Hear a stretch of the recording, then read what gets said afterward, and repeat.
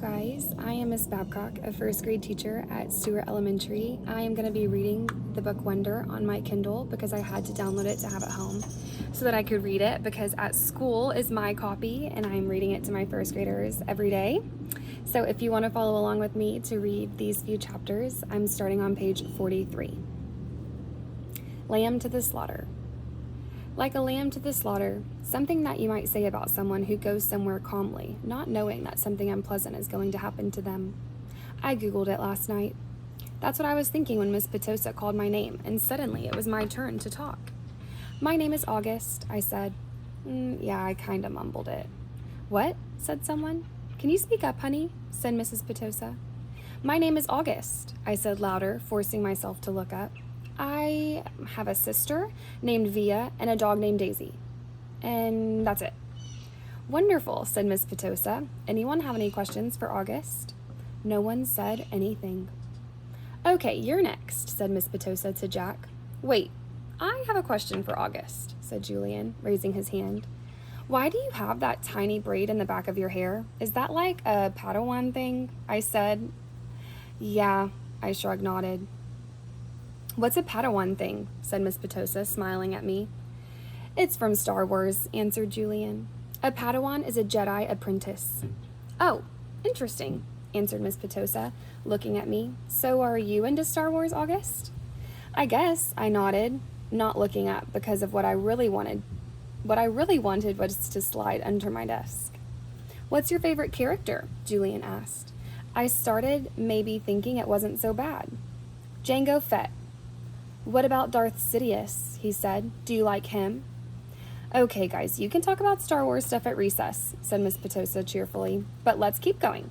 We haven't heard from you yet, she said to Jack. Now it's Jack's turn to talk, but I admit, I didn't hear a word he said.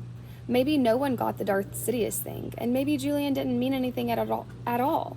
But in Star Wars Episode 3, Revenge of the Sith, Darth Sidious's face gets burned by Sith lightning and becomes totally deformed. His skin gets all shriveled up and his whole face just kind of melts. I peek at Julian and he was looking at me. Yeah, I knew what he was saying.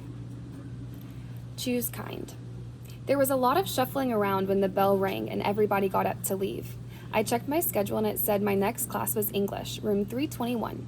I didn't stop to see if anyone else from my homeroom was going my way. I just zoomed out of the class and down the hall and sat down as far from the front as possible. The teacher, a really tall man with a yellow beard, was writing on the chalkboard.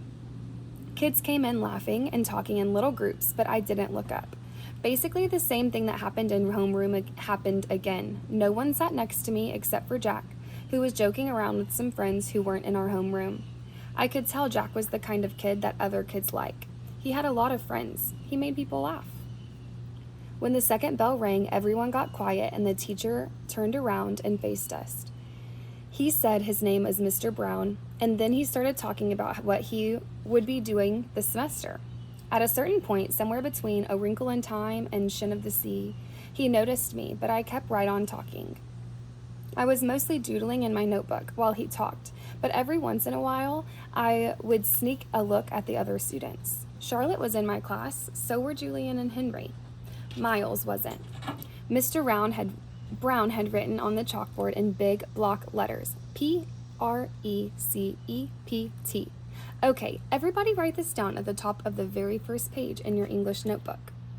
As we did what he told us to do, he said, okay, so who can tell me what a precept is? Does anyone know? No one raised their hands.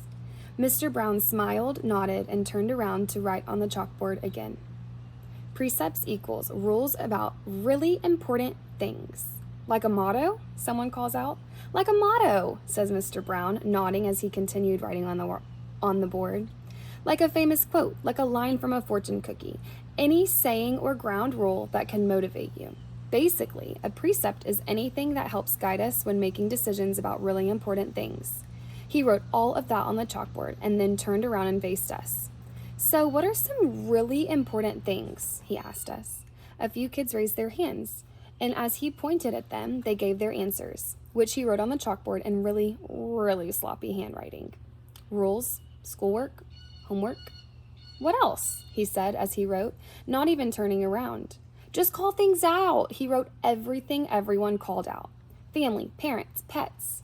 One girl called out, the environment, he wrote on the chalkboard and added, our world. Sharks, because they eat dead things in the ocean, said one of the boys, a kid named Reed.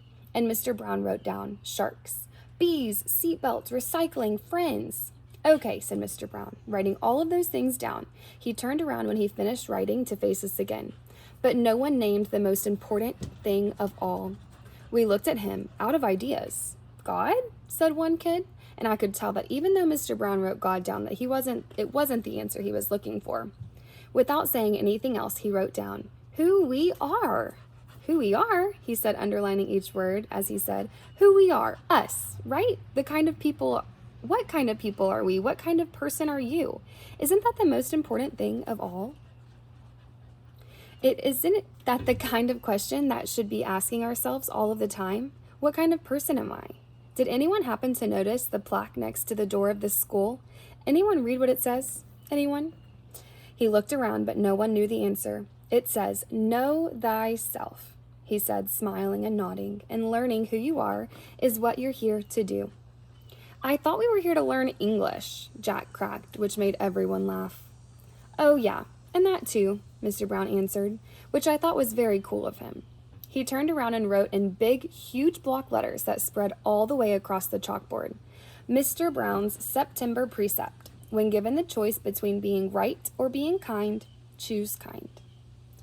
Okay, so everybody, he said, facing us again, I want you to start a brand new session in your notebook. Call it Mr. Brown's precepts. He kept talking as we did what he was telling us to do. Put today's date at the top of the first page, and from now on, at the beginning of every month, I'm going to write a new Mr. Brown precept on the chalkboard, and you're going to write it down in your notebook. Then we're going to discuss that precept and what it means. And at the end of the month, you're going to write an essay about it, about what it means to you. And so by the end of the year, you will have your own list of precepts to take away with you.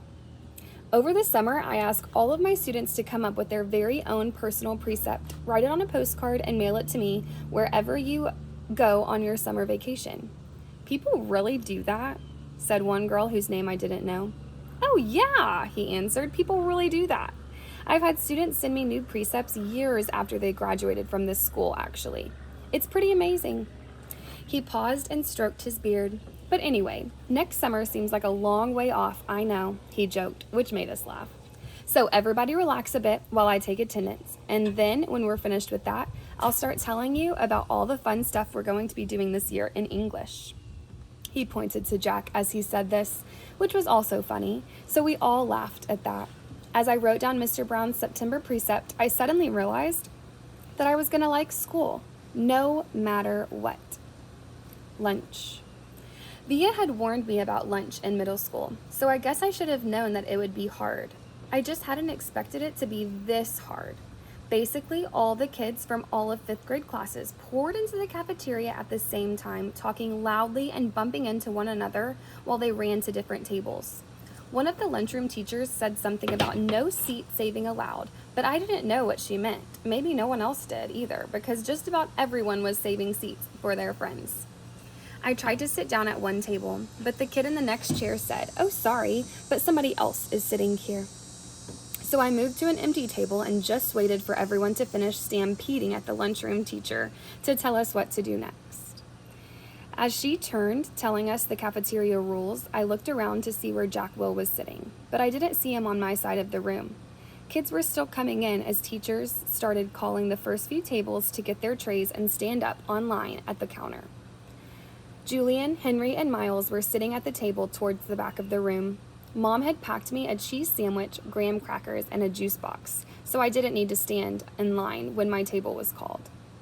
Instead, I just concentrated on opening my backpack, pulling out my lunch bag, and slowly opening the aluminum foil wrapping of my sandwich.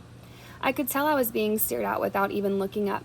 I knew that people were nudging each other, watching me out of the corners of their eyes. I thought I was used to those kinds of stares by now, but I guess I wasn't.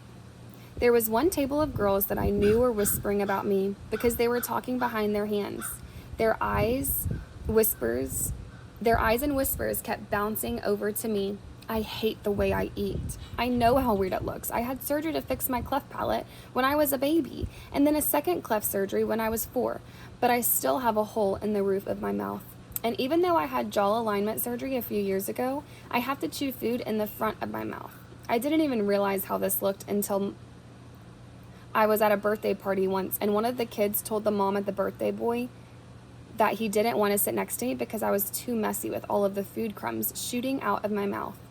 I know the kid wasn't trying to be mean, but he got in trouble later, and his mom called my mom that night to apologize. When I got home from the party, I went to the bathroom mirror and started eating a saltine cracker to see what I looked like when I was chewing. The kid was right. I eat like a tortoise. If you've ever seen a tortoise eating, like some prehistoric swamp thing. The summer table. Hey, is the seat taken? I looked up, and a girl I never saw before was standing across from my table with a lunch tray full of food. She had long, wavy brown hair and wore a brown t-shirt with a purple peace sign on it. No, I said. She put her lunch tray on the table, plopped her backpack on the floor, and sat down across from me. She started to eat the mac and cheese on her plate. Ugh, she said after swallowing the first bite. I should have brought a sandwich like you did. Yeah, I said, nodding. My name is Summer, by the way. What's yours? August. Cool, she said. Summer, another girl came over to the table carrying a tray. Why are you sitting here? Come back to our table. It was too crowded, Summer answered. Come sit here, there's more room. The other girl looked confused for a second. I realized she had been one of the girls that I had caught looking at me just a few minutes earlier, hand cupped over her mouth, whispering. I guess Summer had been one of the girls at that table too. Never mind, said the girl, leaving. Summer looked at me, shrugged, smiled, and took another bite of her mac and cheese. Hey, our names kind of match, she said as she chewed. I guess she could tell I didn't know what she meant. Summer? August? She said, smiling, her eyes wide as she waited for me to get it. Oh yeah, I said after a second. We can make this the summer-only lunch table, she said. Only kids with summer names can sit here. Let's see, is there anyone named June or July? There's Amaya, I said. Technically, May is spring, Summer answered. But if she wanted to sit here, we could make an exception. She said it as if she actually thought the whole thing through. There's Julian. That's like the name Julia, which comes from July. I didn't say anything. There's a kid named Reed in my English class, I said. Yeah, I know Reed, but how is Reed a summer name? I don't know, I shrugged. I just picture like a reed of grass being a summer thing.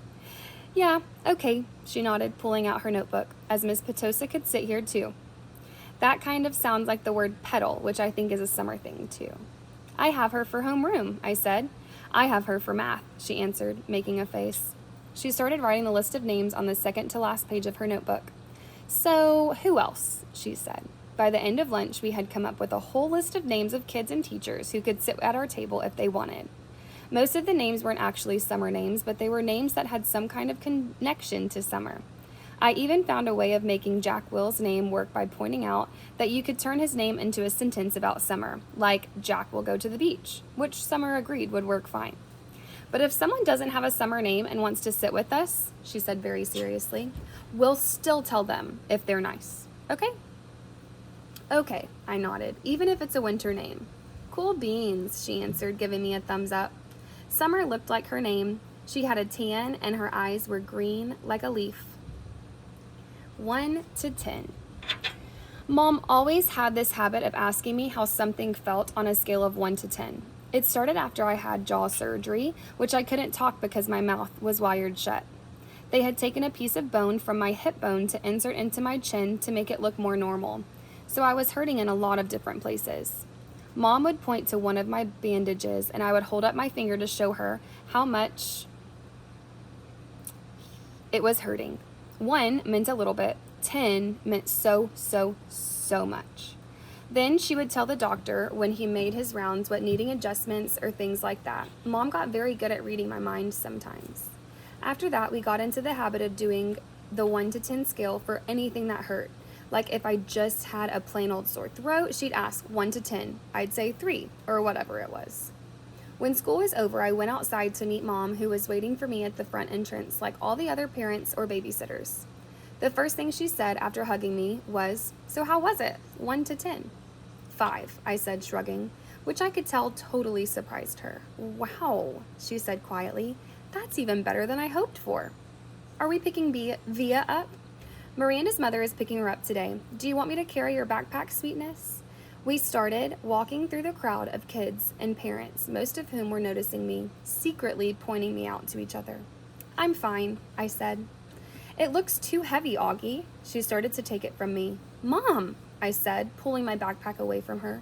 I walked in front of her through the crowd. See you tomorrow, August. It was Summer. She was walking in the opposite direction. Bye, Summer, I said, waving at her. As soon as we crossed the street and were away from the crowd, Mom said, Who was that, August? Summer. Is she in your class? I have lots of classes. Is she in any of your classes? Mom said. I don't know. Mom waited for me to say something else, but I just didn't feel like talking. So it went okay, said Mom. I could tell she had a million questions she wanted to ask me. Everyone was nice. Did you like your teachers? Yeah.